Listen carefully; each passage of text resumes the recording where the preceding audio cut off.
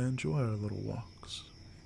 Even if I can only go to the edge of the yard, it's a good time to take in the little garden we've created and wind down before we go to bed. We get to see all the pretty flowers while the moonlight glistens off of them, amplifying their beauty. The ones that bloom the shortest are always my favorite. They seem so fleeting. Sure, the multicolored petunias always look so majestic, but there's something about the fragility of purple iris, we'll say, under the moonlight. It's a sight you don't get to see long until you have to wait another year for it to bloom. Thank you, truly, from the bottom of my heart, for spending your time with someone like me. I'm not even alive, yet you don't seem to care. You still buy me plants so I can enjoy these little walks. You talk to me so kindly, offer companionship, and let me help in what little ways I can. I'm getting so sentimental. When I became a ghost, I never thought I'd have moments like these again with someone I love and cherish. Alright, I'm done being so sappy. Yeah, we still haven't figured that one out, have we? I'm sure I'd like to have some carnations, but what I really like is that bleeding heart bush you got me. I didn't know they were still a thing. I only remember the one I saw in my childhood home. It was so pretty, I've told you. Nearly all year round it had little heart-shaped flowers all over it. And now we have one, here. It's weird. I feel as if my little ghost brain is slowly healing when I'm around you. From being able to recall some childhood memories to having the ability to stay in my corporal form a lot longer. It's definitely you. Ghosts feed off of emotions, good or bad, and in our case, good. It's only been about a year since you moved in, and about 6 months since we were official. I've already become so much more powerful. Soon enough, I might be able to start possessing people. Now that would be fun. Oh yeah, you could bring over that one classmate you don't like. Who is it? Jamie, yes. And boom, possessed. I shit their pants while I'm in their body. They would never bother you again, that's for sure. It's genius, and it'd be funny. You'd have a hilarious story to tell, and you wouldn't have to mess with another asshole. You're no fun. Okay, I suppose getting them over here would be quite the hassle since you two aren't really friends. Fine, I'll take it back to the chalkboard, but possessing people to do whatever will be a very real option for you in the future. Give it some thought. I am your own personal ghost partner, to be used at your discretion. You're the one who made it sound weird for saying something. Absolutely. Should have just let me sit on it until I realized I'm a weirdo. For you, of course.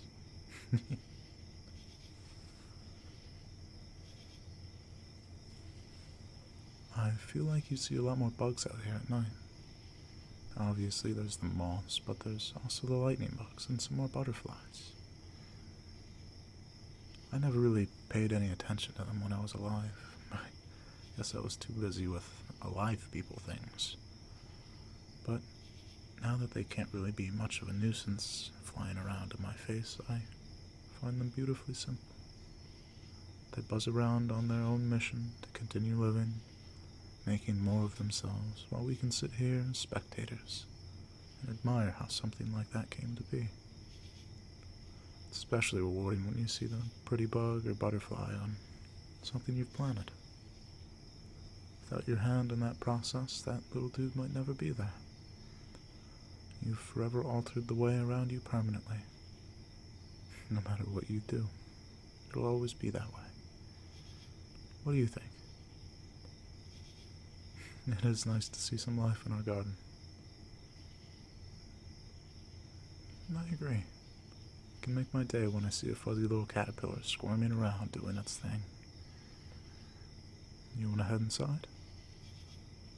It is getting late. Shall we do the usual? I'm counting on it.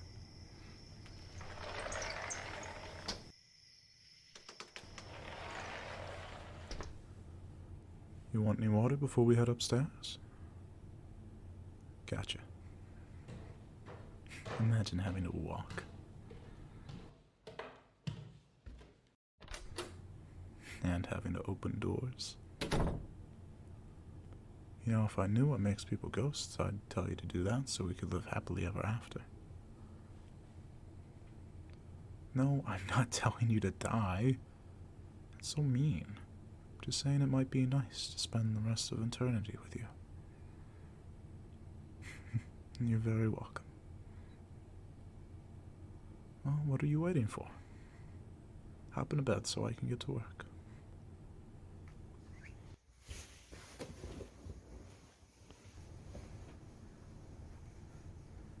I was going to tell you a bedtime story. I'm sure just like your parents used to. Might want to strap in and get all cozy. This might be a two-parter. Once upon a time, there was a boy whose only wish was to become a knight.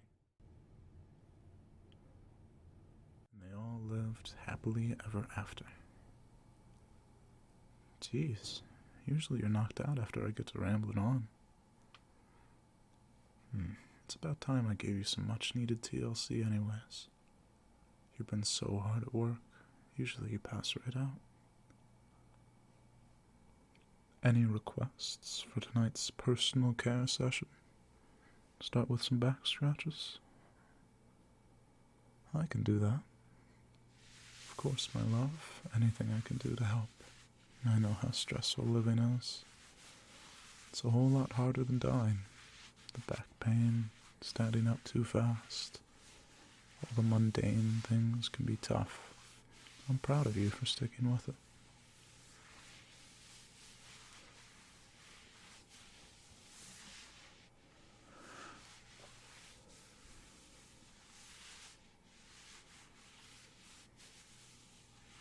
Speaking of back pain, have you noticed?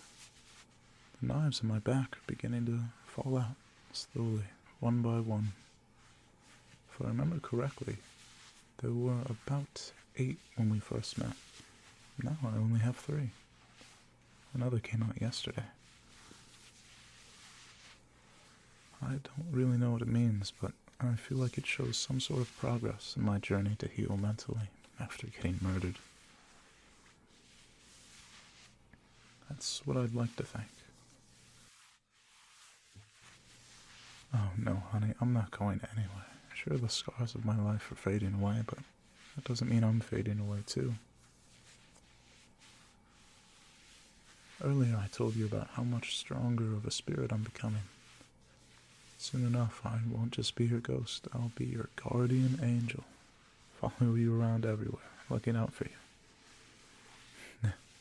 I don't have a clue. I hope that's how it works.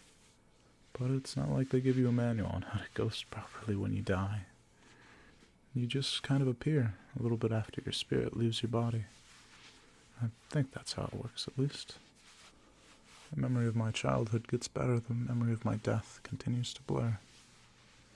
Trust me, I'm okay with that, though. As you know, my death wasn't exactly pleasant.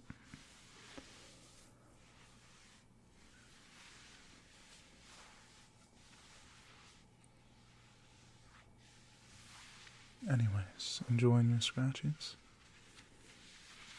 Okay, dear. Let's give that hard-working noggin of yours some attention, too. Your hair is always so soft. Remember that one time we tried to take a bath together, and I attempted to wash your hair? That was quite the disaster, huh? Hey, I haven't washed hair in what? Like 40 years? Cut me some slack. There was no permanent damage. I just wiggled your brain around on accident. No harm, no foul. It was funny to watch. You were so confused afterwards. I can't imagine how it felt. Well, now when people talk about having something that scratches the right part of their brain, you can tell them it's not so pleasant. That reminds me, have you talked about anyone about me? In classes or online maybe? I feel like a lot of people in your shoes would be trying to turn me into some sort of tourist attraction. At least post some proof online that ghosts are real. Oh, you haven't? Even when someone asks if you're single? Okay, well, it's nice to know you at least tell them you're taken. But really, nothing. Yeah, I do like it just being us. I'm glad you respect my privacy that much. But you are allowed to talk about me. Just don't mention I'm a ghost. Wouldn't want to make people think you're crazy. This is a pretty remarkable position we're both in. So bittersweet. I spent most of my life trying to find the one, and I happen to stumble upon you after I die. I'll take what I can get, though, especially when the prize is you. Anytime. It's hard not to compliment you when your head is sunk into my arms like this.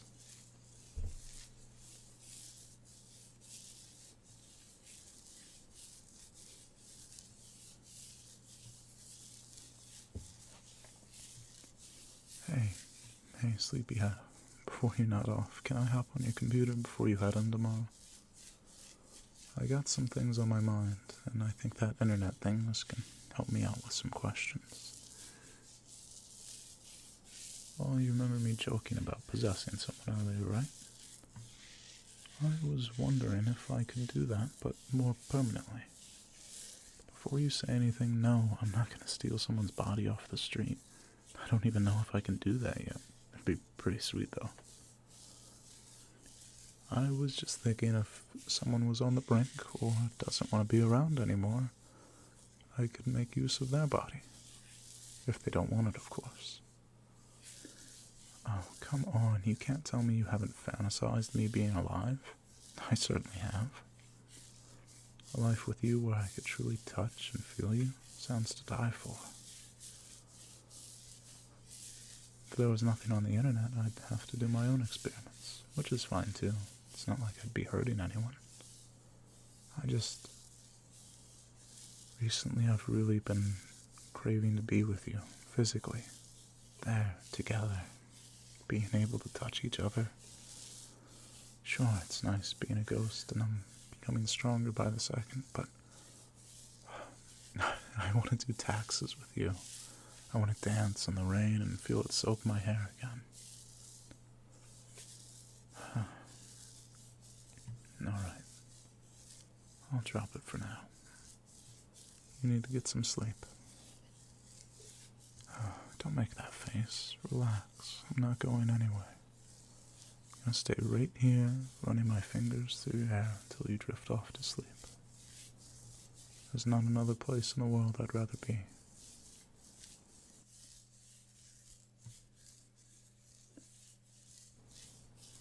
Shut out all your worries about school and work. Instead, focus on keeping your eyes closed and let the world fade into darkness around you.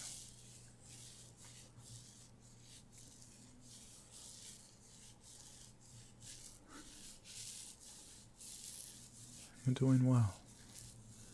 Like I said, I'm staying right here, so don't worry about little old me.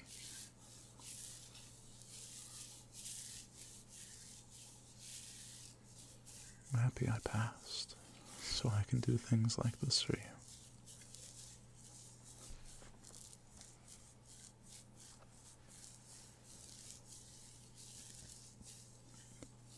Stay relaxed, so nice and comfortable, so easy to slip right off into dreaming.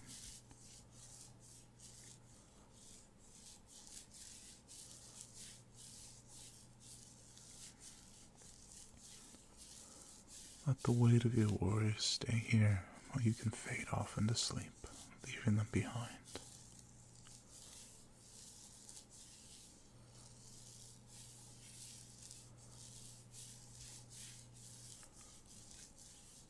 Nice, deep breaths.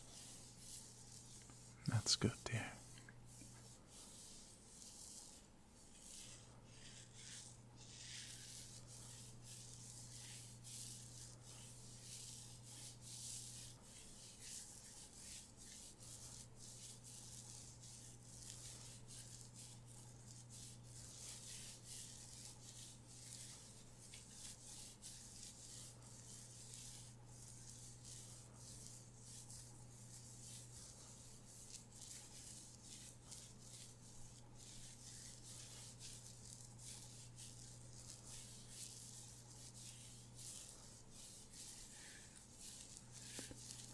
Good night.